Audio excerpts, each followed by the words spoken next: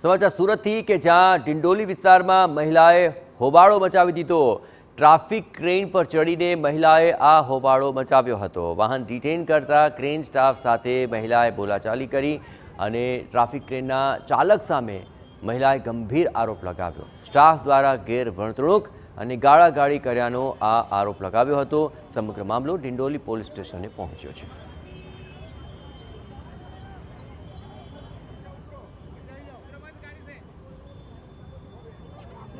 તો સમગ્ર ઘટનાના દ્રશ્યો સામે આવ્યા છે, જ્યાં મહિલાએ હોબાળો મચાવ્યો તેનો આરોપ હતો કે તેની સાથે ગેરવર્તણૂક કરવામાં આવી છે, તેની સાથે ગાળાગાળી કરવામાં આવી છે અને તેને લઈને તે ટ્રાફિક ક્રેન પર ચડી ગઈ અને મહિલાએ રીતસરનો હોબાળો મચાવી દેતા ત્યાં ટ્રાફિક જામ થઈ ગયો હતો। વધુ વિગતે વાત કરવા માટે જોડાઈ રહ્યા છે TV9 સંવાદદાતા બલદેવ, શું છે મામલો?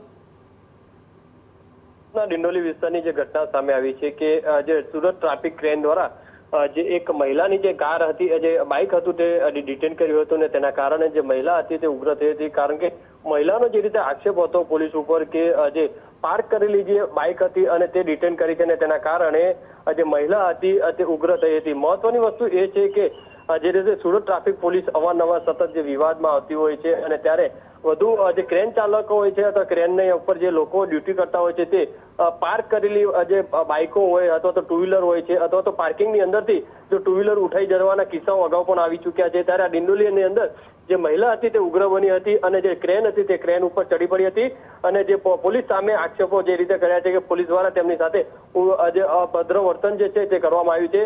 બાદમાં ડિંડોલી પોલીસને જે સ્થાનિક પોલીસે જે બોલાવી હતી ને ત્યારબાદ આખો મામલો હતો તે પોલીસ સ્ટેશન લઈ જવામાં આવ્યો હતો અને તેને સમજાવવા માટેનો જે પ્રયાસ છે પોલીસ દ્વારા જે છે મહિલાને કરવામાં આવી રહ્યો છે।